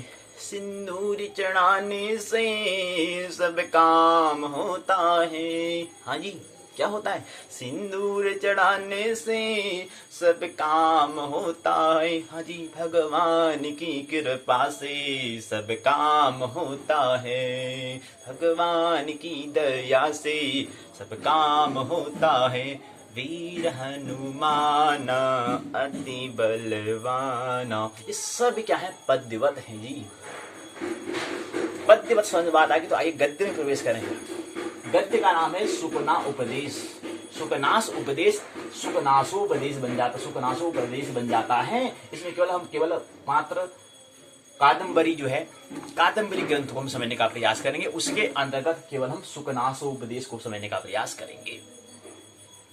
आइए मुख्य प्रश्न की बात कर लें। खंड तीसरे में कादम्बरी गद्य काव्य को समझ रहे हैं, सुकनासोपदेश मात्र हमें समझना है। कादम्बरी जो ग्रंथ जो है हमने कहा था, जिसे हमने इससे पहले हमने समझा, पहले खंड में किरात अर्जुन समझा, वो क्या था, हमारा पद्य काव्य था, उसमें केवल एक सरगम हमने बात की खंड एक में। खंड दूसरे में हमने कुमार संभव और जो मैंने पहला किरात अर्जुन स्कूल में भारवी को हमने समझा, भारवी के द्वारा जो रचित जो रचना थी, रचना जो है वो उसका नाम हमने किरात अर्जुनम को हमने देखा, उसका केवल एक सर्ग को हमने समझा पहले खंड में। दूसरे खंड में हमने कालिदास के जो हमने इसकी 8 ग्रंथ, 8वें ग्रंथ में हमने कुमार संभव की बात करी। कुमार संभव में हमने देखा एक महाकाव्य, उसको हमने समझा कुमार संभव में केवल एक सर्ग पर हमने बात की थी, 60 श्लोक पर हमने बात की।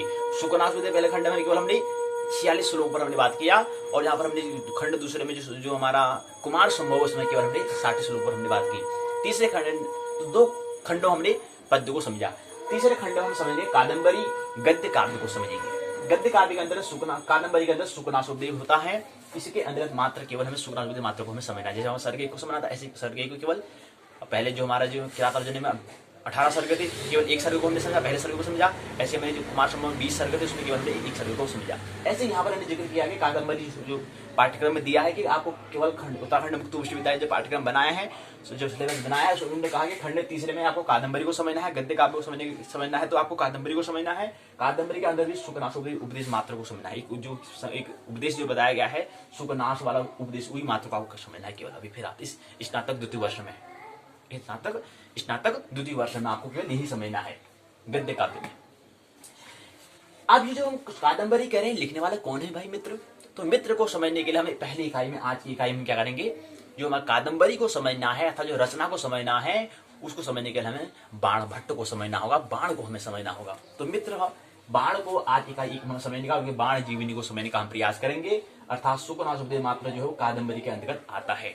तो कादम्बरी के अंतर्गत जो है, कादम्बरी क्या है, एक हिस्सा है, एक छोटा सा भाग है, एक प्रसंग है, एक उपदेश दिया गया है, जो क्या है हमारे जो ग्रंथ जो है कादम्बरी का एक चरण में आता है, एक हिस्सा है, एक चरण है, एक पहलू है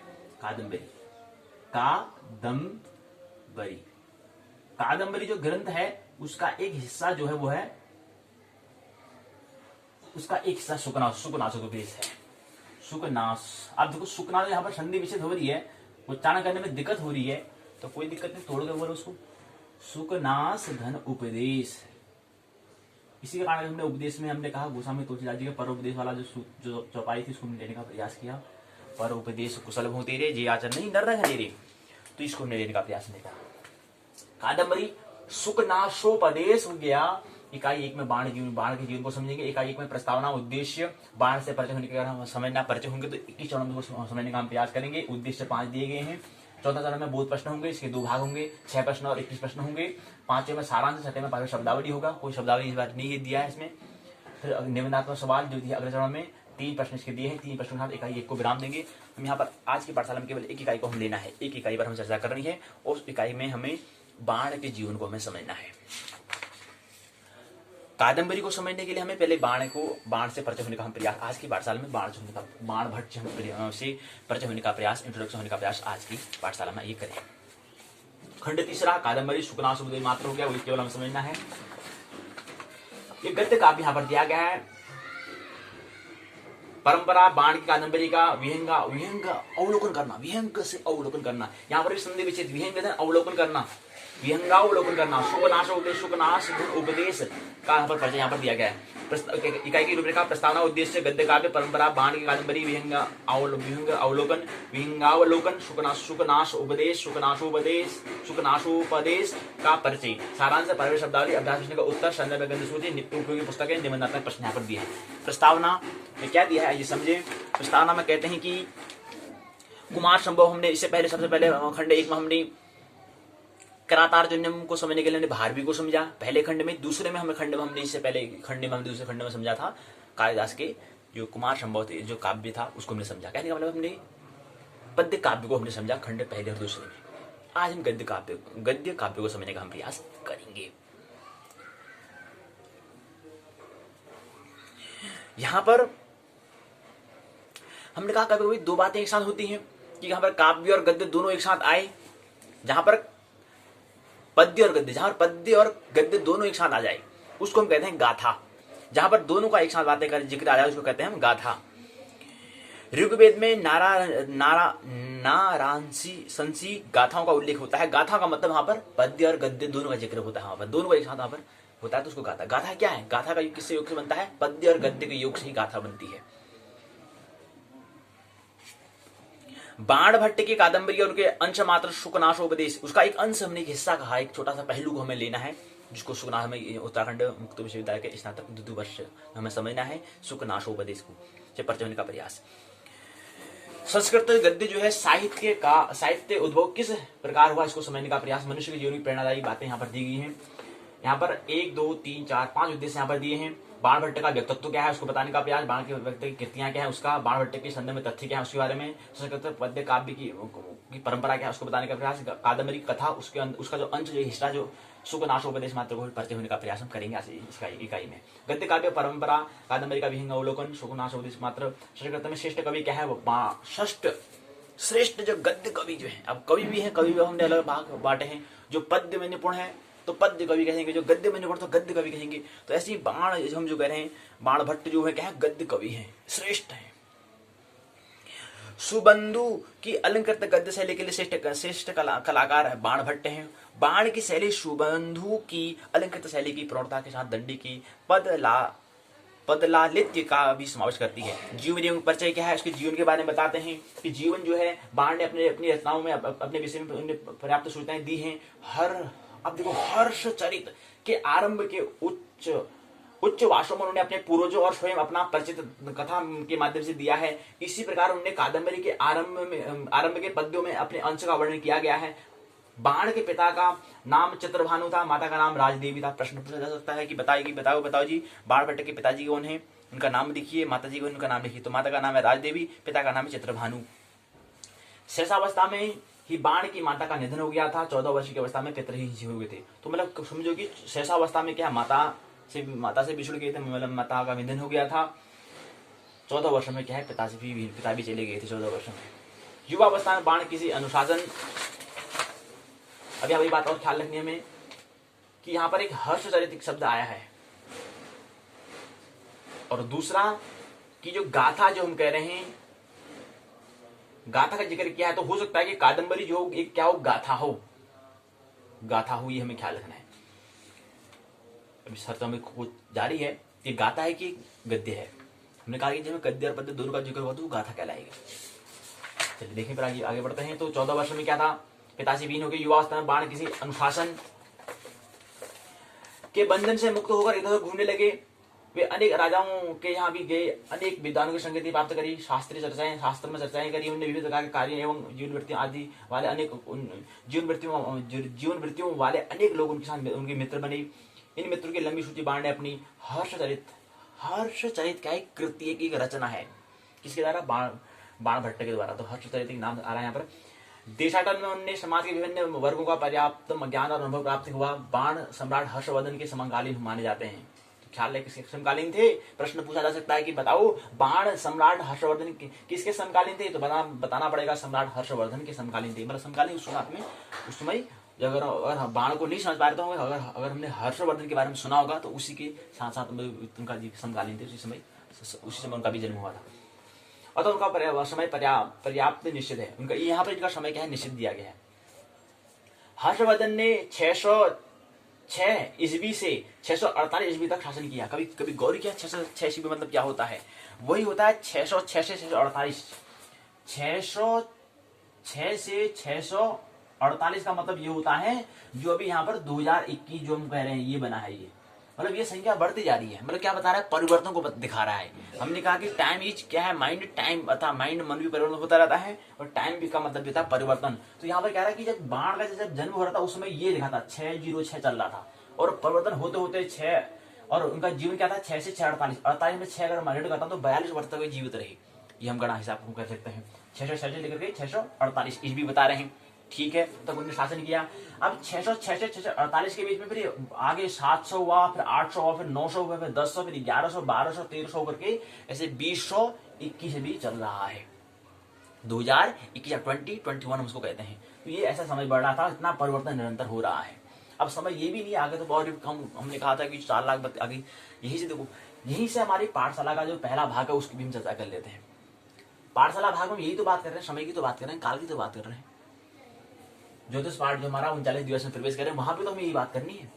यही तो काल बताने की 606 बता रहे 648 बता रहे, ये क्या काल है अथा। अगर यही समय अगर क्या हो जाए 4 लाखों में हो जाए तो युग कहलाएगा। अगर यही वर्ष अगर 24 घंटे में हो तो कुछ दिन कहेंगे, अगर 48 मिनट तो मुहूर्त बोल देंगे, कुछ समय के तो संध्या बोल देंगे, 6 घंटे 12 घंटे रहेगा तो दिन बोल देंगे, 12 घंटे तो रात बोल देंगे। तो यही क्या है, ऐसे करके समय आगे बढ़ता है, मतलब परिवर्तन निरंतर हो रहा है, तो हम परिवर्तन क्यों नहीं कर रहे हैं। तो इनकी निकाल जो इस समय ईस्वी चल रही थी, अभी कौन सी ईस्वी है 2021 ईस्वी हम कहते हैं। ईस्वी मतलब ईसा से हमने प्रारंभ किया समय, और समय की गणना जो हमें जो ईस्वी जो कह रहे हैं ये ग्रेगोरियन कैलेंडर के हिसाब से हम कह रहे हैं। ग्रेगोरियन कैलेंडर अर्थात ईसा से प्रारंभ करते हैं। ये समय जो गणना जो हमारी वर्तमान जो हम गणना जो कह रहे हैं कि 2021 का दूसरे महीने का 8वां दिन चल रहा है, ये क्या है ग्रेगोरियन कैलेंडर अर्थात ईसा के समय की, जब ईसा जो थी उससे समय की हम गणना करते हैं। ऐसे में भी विक्रम संवत बोलते हैं, संवत की हम बात करते हैं, वो विक्रम संवत के हिसाब से वहां से समय की हम गणना करते हैं। या ऐसा कोई व्यक्ति अपना जीवन अपना जन्म लेता है, उसका जो अपनी उम्र की जो गणना हिसाब करता है वो अपने जन्म के हिसाब से गणना करता है। तो ऐसे जब ईसा का जन्म हुआ तो तब से समय की गणना कर रहे हैं। जब कोई श्रेष्ठ व्यक्ति हो जाता है इस समय काल में हुआ तो उसी दिन से हम जीवन प्रारंभ कर देते हैं, समय की गणना प्रारंभ कर देते हैं। जैसे कलयुग होने में बहुत समय परिवर्तन जा रहा है। तो ये हम ईसा जो 2021 हम कह रहे हैं 2021 जो कह रहे हैं ये क्या है, ईसा के जब जन्म हुआ था तब से हम प्रारंभ की गणना करते हैं।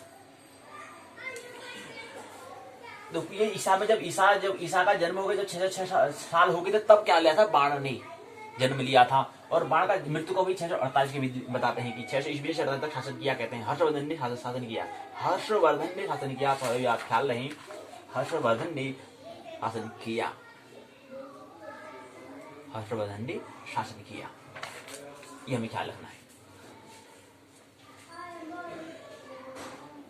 हर्षवर्धन ने शासन किया, हर्षवर्धन ने 648 के विद्य। अभी जब 606 ईस्वी चल रही होगी इसी के समकाल, इसी के मध्य में, इसी समय में क्या था 648 के मध्य का था, बाण का भी जन्म हुआ था। ये शासन किसने किया है, ये शासन किया है हर्षवर्धन ने, सम्राट हर्षवर्धन ने। और इसी समय क्या थे, बाण का भी जन्म, बाण का भी इसमें अस्तित्व में थे, उस समय उनका जन्म, उसके समय उनका जन्म हुआ था इसी के कालीन में। तो कितना कालीन है समझना के 600 के करीब हम बता रहे हैं, 7वीं ईस्वी की हम बात कर रहे हैं। बाण का समय 7वीं शताब्दी का पूर्वार्ध कहते हैं, ये पूर्वार्ध जो चल रहा है पूर्वार्ध। अनेक वायु और आंतरिक साहित्य प्रमाणों से बाण का यही समय सिद्ध होता है। ये अंतिम सिद्ध ये होता है कि इसी समय क्या है, बाण का जन्म हुआ था। तो ये बातें हर्षचरितम उनकी रचनाएं बताई हैं। महाकवि बाण के 3 रचनाएं मानी गई हैं। पहली रचना मुकुट ताड़ितक नाम का एक नाटक है पहला। दूसरा हर्षचरित नाम का क्या है, आख्यायिक है। और तीसरा है कादम्बरी नामक एक कथा है। तो 3 इनकी रचना है। कभी प्रश्न आ जाएगा 3 कौन सी रचना बताइए, तो पहला बताएंगे कि मुकुट ताड़ितक नाम का एक नाटक है, और हर्षचरित नामक क्या है, आख्यायिका है, और तीसरा कादम्बरी नाम की कथा है। कादम्बरी क्या है, कथा। यही तो हमने कहा था गद्य में क्या होता है, गद्य का मतलब कथा कहानी, और पद्य का मतलब होता है कि कविता। जब मैं था तब हरि नहीं, अब हरि है मेरा, बड़ा हुआ तो क्या हुआ, जैसे पेड़ खयूं। ऐसी वाणी बोलिए मन का आपा खोई, औरों को शीतल करे आप ही शीतल हो। क्या बता रहे हैं कवि, कह रहे हैं कि इतना शीतल बोलो, दूसरों को प्रभाव करेगा नहीं करेगा, लेकिन तुम्हें जरूर प्रभाव करेगा। वो वहां से लौट कर जो हम देते हैं वही लौट के आता है, तो शीतल हो जाओगे, आनंद शांति को प्राप्त करोगे अगर तुम क्या बोले ऐसी वाणी। पहले बोलना है, पहले तो कम ही बोलो, जीवन में कोई अनिवार्यता नहीं है, बहुत ऊर्जा खर्च होती है, पहले तो बोली मत, फिर बोलो तो कैसे, ऐसी वाणी बोली मन का आपा कोई, औरों को शीतल करे आप ही शीतल होई। तो ऐसा बोलो, औरों को भी शीतल करे, वो औरों करे नहीं करे लेकिन तुम्हें शीतल जरूर करेगा, और परिणाम उसको भी प्रभाव हमें पड़ेगा। क्योंकि प्रतिक्रिया दोनों तरह होती है, यहाँ से भी वहां से भी। हम उसको प्रभावित करते तो वो भी हमको प्रभावित करता है, ये परिणाम होता है। दोनों तरह क्रिया प्रतिक्रिया दोनों तरह होती है। क्यों क्योंकि ज्योतिष की दृष्टि क्या, सभी व्यक्ति क्या है, संयुक्त हैं, इसलिए दोनों तरह की क्रिया प्रतिक्रिया होती है। हर्षचरितम, तो इनकी 3 रचनाएं हैं। मुकुट ताड़ितक नामक नाटक हो गया, हर्षचरित नाम का एक आख्यायिका हो गया, तीसरा कादंबरी नामक 3 रचनाएं हैं। नाटक का उल्लेख सरस्वती कंठाभरण के प्रणेता भोज ने किया है। नल चंपू के टीकाकार चंद्रपाल और गुण विजय गणी ने इसे बाण की रचना के रूप में निश्चय किया है। यह महाभारत के कथानक के ऊपर आधारित रचना थी। यह महाभारत के कथानक के ऊपर आधारित रचना थी, जिसमें अंत में भीम दुर्योधन के मुकुट को तोड़ डालते हैं। यह नाटक उपलब्ध नहीं है और यह संभावना की जाती है कि बाण की इस प्रकार की एक आध रचनाएं थी जो उपलब्ध है। चंडी शतक नाम की एक ऐसी रचना बाण के द्वारा उल्लेखित है। अभी कह रहे हैं चंडी शतक नाम की रचना की है। अब हर्षचरित क्या है उसके बारे में बताया गया है। क्या है? बाण की एक रचना, गद्य रचना है, एक आख्यायिका है। इसके बारे में पूरा बताया गया है कि इसमें क्या चीज बताई गई है। दूसरा कादंबरी के बारे में बताया, क्योंकि हमें कादंबरी के बारे में थोड़ा समझना है, तो थोड़ा कादंबरी को समझते हैं। फिर समय रात वेला का समय पूर्ण होने का जा रहा है, तो कादंबरी को समझ लें, फिर संजय पूर्ण कर लें। बाण की व्याख्या गद्य रचना, कादंबरी कथा है, जो कथा को समझ रहे हैं। तो क्या गद्य में क्या होता है? कथा होती है। पद्य में क्या होती है? कविता होती है। यह मूल बात है। और कहीं जहां पर कविता भी हो और कथा भी हो, उसको हम कहते हैं गाथा। क्या बोलते हैं? गाथा। बाण भट्ट की व्याख्या गद्य रचना, कादंबरी कथा है। कथानक कवि कल्पित और उसमें चंदापीढ़ पुंडरीक के 3 जन्म का वृतांत यहाँ पर प्रस्तुत किया गया। कादंबरी के 2 भाग हैं, पहले को पूर्व भाग, दूसरे को उत्तर भाग। पूर्व भाग के संपूर्ण ग्रंथ की 2/3 भाग इसे ही बाण की कृति माना जाता है। उत्तर भाग की रचना बाण की मृत्यु के बाद उनके पुत्र भूषण भट्ट ने की। कादंबरी की संक्षिप्त कथा इस प्रकार है। विदिशा नगर के राजा थे शूद्रक, जो अत्यंत प्रतापी और कालाविद थे। एक दिन प्रातः वे अपनी राजसभा में बैठे थे, तभी प्रतिहारी ने आदेश प्राप्त कर चांडाल कथा को सभा में प्रवेश किया। चांडाल कथा के हाथ में सोने का पिंजरा था, जिसमें वैशंपायन का नाम शुक्र नाम का एक सुख था, तोता था।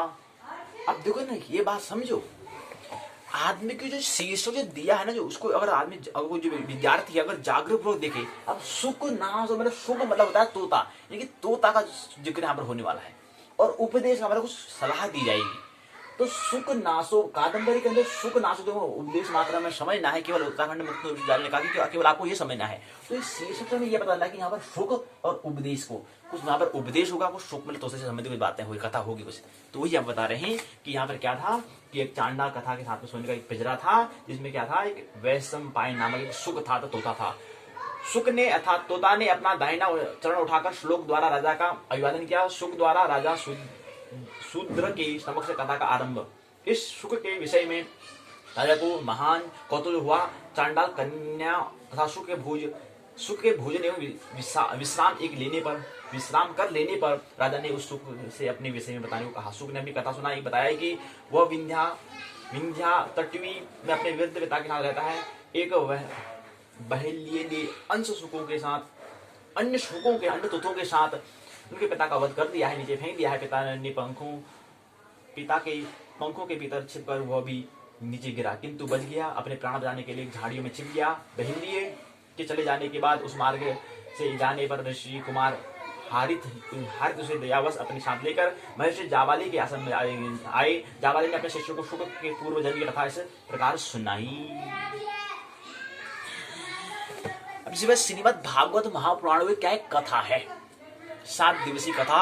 जैसे परीक्षित जो है पूछते हैं कि जो 7 दिन में जिसको जो मरण धर्म है उसके लिए क्या काम करना चाहिए, उसके लिए क्या काम है। जो 7 दिन में ही उसका मरण है, 7 वारों के हिसाब से 7 वार करते हैं।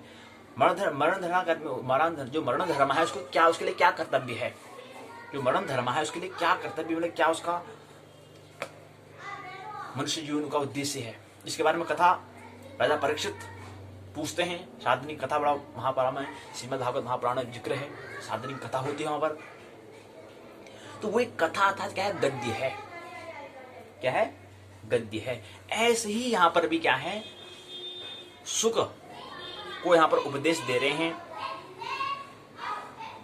पूर्व जन्म की कथा के बारे में बताते हैं। महर्षि जाबाली के आश्रम में जाबाली ने अपने शिष्यों को सुख के जो जाबाली है, एक ऋषि जो है, अब प्रश्न आ जाएगा, जाबाली महर्षि जाबाली के आश्रम आए, जाबाली ने अपने शिष्यों को शुक के पूर्व जन्म की कथा बताई। अब जाबाली जो है एक ऋषि हैं, अब मतलब महर्षि जाबाली और अपने शिष्यों को कथा बता रहे हैं। उनने उपदेश बताया, सुखनाश उपदेश, सुख को क्या उपदेश, उसका जन्म पिछले जन्म में क्या था।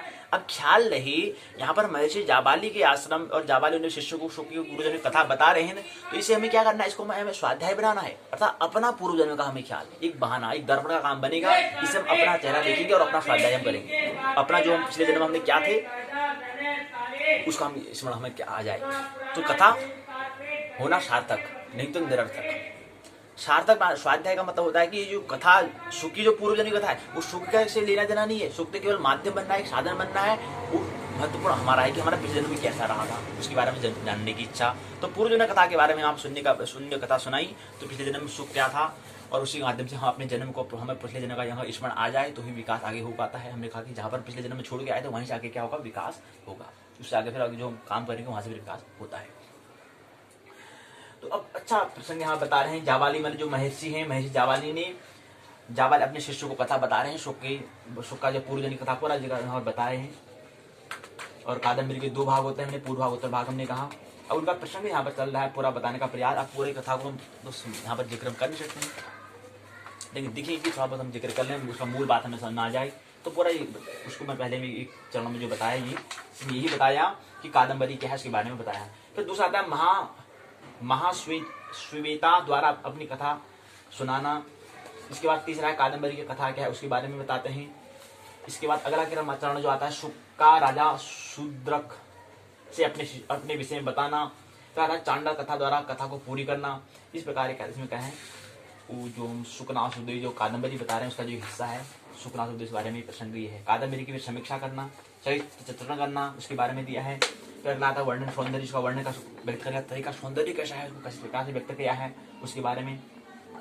जैसे रसाभिव्यक्ति कितने, इसमें रस के बारे में अभिव्यक्ति की गई है, इसके बारे में दिया गया है। फिर अगला आता है, इसमें अभ्यास प्रश्न पूछा है, ये बताओ कि बाण रचना की, जो बाण भट्ट टाइम की रचना कौन सी है, बताओ कौन सी है। अभी हमने कहा था कि हर्ष सरितम है। अगला आता है, बाण का समय कब है, 7वीं शताब्दी पूर्वार्ध होता है, उत्तरार्ध तो नहीं होता, पूर्व में पहले हो गया, तो पहला हो गया। एक तान की पूर्ति करो। तीसरा प्रश्न हर्ष सरित एक क्या है, नाटक है, हमने कहा एक नाटक हो गया। स्फुरत कला लाभ रिक्त स्थान कोमला, रिक्त स्थान की पूर्ति करो क्या है। सत्य सत्य बताओ, महाश्वेता गंधर्वराज हंस और गौरी की पुत्री थी, क्या बात सही है। फिर अगला प्रश्न, छठा प्रश्न आता है कि वैशंपायन अच्छोदर सरोवर से स्नान करके लौटना चाहता था, बात सही है, बताओ। फिर बाण की गद्य शैली के, गद्य शैली मतलब तरीका, शैली मतलब गद्य को भी ढंग करने, गद्य को मतलब कथा को भी बताने का तरीका का नाम क्या है, शैली होता है। उसको गद्य शैली मतलब कथा को बताने का नाम, कथा को व्यक्त करने का नाम, उस तरीके का नाम गद्य शैली कहते हैं। तो ऐसे बाण भट्ट ने अपनी गद्य शैली कैसे बताने का प्रयास किया, उसके बारे में बता दिया गया है। फिर अलंकार, कौन से अलंकार का उपयोग किया है, इसके बारे में। अलंकार होती थी, अलंकार जो अलंकार को जो क्या है, शोभा को बढ़ाई, शब्दों से भी शोभा बढ़ती है, ख्याल रहे। आभूषण से भी हमारे शरीर की, हमारे देह की तो शोभा बढ़ती ही बढ़ती है, लेकिन ऐसे शब्दों से अगर हम किसी को कॉम्प्लीमेंट का मतलब वही होता है, तारीफ का मतलब वही होता है, किस व्यक्ति को क्या करना, शोभा बढ़ा देना। अच्छा क्या सुंदर लग रही है, मानो चंद्रमा जैसे ही आपका मुख हो, चंद्रमुखी लग रही हो आप, तो हम एक तारीफ करते हैं, तो उससे क्या होता है, उसका आभूषण, उसका अलंकार। ऐसे ही यहाँ पर बाण ने भी किया होगा, जिक्र कर रहे हैं, कथा बता रहे हैं, ठीक ऐसा तो ऐसा लगा, ऐसा लग रहा है, तो उसको हम अलंकार कहते हैं। अलंकार होती है अलंकार, जो अलंकार को, जो हमारी शोभा को बढ़ाए, जो हमें सुशोभित करे। क्या गजब के बात है, मजा आ गया, क्या तरीका, क्या स्टाइल है, क्या लुक है, क्या तरीका है जीने का, क्या जीवन जीने का क्या ढंग है। हम तारीफ करते हैं, कॉम्प्लीमेंट देते हैं। ये हो गया, इसको कहते हैं, इसका नाम है मान। अगर लेकिन अब हमारे अंतर से अगर आवाज निकलेगी, वाकई में यार आप तुमने प्रेम की उपलब्धि करी, उसी को जो हमने प्रेम की उपलब्धि जो वाकई हमने किया, अंदर से जो आवाज आती है उसका नाम ही अभिमान है। मान मतलब दूसरों द्वारा, अभिमान मतलब अपने अंतर से निकलने, अपने आत्मा से आवाज का नाम ही अभिमान है। मान और अभिमान, मान दिया दूसरों द्वारा दिया गया मान क्या था, फिर बंधन का काम बनता है, लेकिन अभिमान बंधन का काम नहीं करता है। तो मान देना, मान पद प्रतिष्ठा ये दूसरों द्वारा दी गई है, इसमें उलझना नहीं है। ये बाह्य यात्रा है, ये बाह्य यात्रा तथा प्रकृति जगत की बात है। लेकिन अंत से यात्रा में क्या होता है, जो खुद के द्वारा होता है वो कभी नहीं मरता, न उसका कभी जन्म होता है, न कभी मरता है, वो शाश्वत होता है, क्योंकि वो अपने अंदर से हमने कुछ उपलब्धि हमने की। तो किसी के मान, किसी के अपमान पर उसे ध्यान नहीं, उसका तो स्वभाव है, या मान करेगा या सम्मान करेगा या अपमान करेगा, दो ही चीज कर सकता है। लेकिन हमारे अंदर क्या है, तीसरा, हम अपने आप को सम्मान भी करेंगे, मान करेंगे, हम अपने शत्रु होते हैं, अपने मित्र होते हैं, इस सूत्र का हमें हमेशा ख्याल रखेंगे। तो ये बातें होगी बाण की प्रशस्ति और प्रशस्ति और प्रतन सूक्तियां के बारे में दिया है। स्वप्नोपदेश के बारे में संक्षेप में बात हमें बताई गई है। गुरु का उपदेश का उसका महत्व क्या है, इसको देखने का प्रयास यहाँ पर किया गया है। तो अगला प्रसंग आता है कि लक्ष्मी का प्रवच्य नामय स्वभाव क्या होता है, इसके बारे में बताया है। स्वप्नोपदेश के अंतर्गत सूक्तियां यहाँ पर दी गई हैं, 24 सूत्र यहाँ पर सूक्ति यहाँ पर दी गई हैं, उक्ति यहाँ पर दी गई हैं, इनके बारे में बताने का प्रयास यहाँ पर किया गया है। फिर अगला प्रसंग आता है, फिर बोध प्रश्न, फिर दूसरा बोध प्रश्न पूछा है। 25 सूत्र दिए हैं, 25 उक्तियां दी हैं। फिर बोध प्रश्न आता है, बाण किस रीति के कवि हैं, बताओ बताओ कौन सी रीति है। वाणी वाणो बभुओ किससे कहा है। रिक्तस्थान की पूर्ति करो, न सरती रिक्तस्थान की पूर्ति करो। बाण रिक्तस्थान चक्रवर्ती। सत्य सत्य बताओ, लक्ष्मी के प्रपंच नामय स्वभाव का वर्णन कांदबेर में किया है, क्या बात सही है गलत बताओ। बाण स्तु पंचान्न धन पाल में कहा गया है। अति लघु उत्तर यहाँ पूछे गए सारे 1 2 3 4 5 6 7 8 9 10 11 12 13 14 15 प्रश्न पूछे गए हैं, और 15 ये हैं और ये 6 ही हैं, तो 21 प्रश्न यहाँ पूछे गए। सारांश कुछ बातें दी गई हैं। अब यहाँ प्रश्न जो आगे पहले उत्तर दिए, प्रश्न दिए हैं, उसके उत्तर यहाँ पर दिए गए हैं। पूरे उत्तर यहाँ पर सबके प्रश्न के उत्तर यहाँ पर दिए गए हैं। पहले यहाँ से करो, पहले हमें पूरे ध्यानपूर्वक पढ़ना है। इन बोध प्रश्नों को जो हमने पढ़ा होगा ना, पाठ में जो पढ़ा होगा, तो यह प्रश्न का उत्तर हम दे पाएंगे। पर बहुत सारे 2 बार 3 बार करा नहीं आया तो पीछे उत्तर को तो देखना ही नहीं है, क्योंकि पहली बार समझ में नहीं आया तो कोई बात नहीं, दोबारा पढ़ो इसको, दोबारा 3 बार आते हैं, चौबारा करो।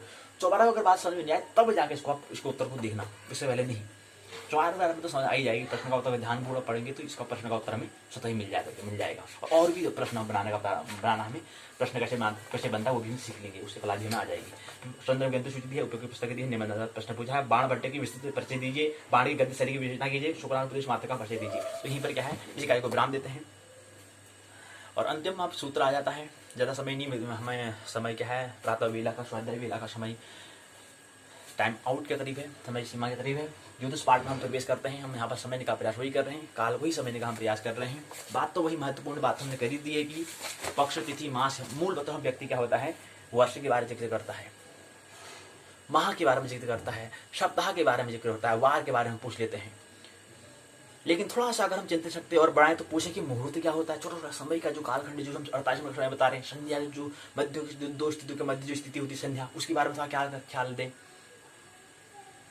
तो संध्या, मुहूर्त, फिर होता है प्रहर, 1.5 घंटे का समय को प्रहर बोलते हैं, नहीं वेला बोलते हैं 1.5 घंटे का, फिर 3 घंटे को प्रहर बोलते हैं, तो 8 प्रहर होते हैं। तो इस हिसाब से हम लोग समय को अगर हम क्या करेंगे, व्यवस्थित करेंगे तो अपने जीवन में समय को बांट देंगे, तो इसमें हमें काम भी करना है, उसके लिए समय को बांटते हैं। इसलिए हमने वर्णाश्रम में कहा था, वही वर्णाश्रम में वही बात थी कि अपने जीवन को भी 4 भागों में बांट दो, विभाजन कर दो उसको, ब्राह्मण क्षत्रिय वैश्य शूद्र, अपने जीवन को अपने, और ऐसे अपने वर्ण को, व्यक्ति को बांट दो, ऐसी वर्ण को मतलब जीवन को बांट दो, ब्रह्मचर्य, गृहस्थ, वानप्रस्थ, संन्यास। तो इस अगर हम जीवन समय को मतलब परिवर्तनता को देखेंगे, प्रकृति के जो स्वरूप जो है परिवर्तन होना, इस चीज को अगर देखेंगे, अगर हम समय की मतलब वैल्यू को समझते, समय की वैल्यू का मतलब होता है कि परिवर्तन निरंतर हो रहा है, तो मैं अपने आप परिवर्तन करूँ, ये पड़ाव फिर जाएगा, ये अवसर जो है कहीं खोन दूँ, इसका ध्यान रखने के लिए हम समय पर हमें समय पर टाइम इज मनी जो कहा गया, इस पर क्या मनी इसलिए लालच दिया गया है कि ताकि मन को, जो टाइम इज मनी कह रहे हैं, तो पैसे के माध्यम से अपने आप को परिवर्तन देखो, अपने आप में परिवर्तन करने का प्रयास करो पैसे के बहाने, इसलिए टाइम इज मनी कहते हैं। टाइम इज माइंड हम इसलिए हम करें तो मन का और मन से भी आगे बढ़ना है। माना नहीं जानना, आनंद मोह से जीना है। मेरी बातों में शांति सुना बहुत बहुत अनुग्रह। अंत में सबके भीतर बैठे परमात्मा को प्रणाम करता हूं, मेरा प्रणाम स्वीकार करें।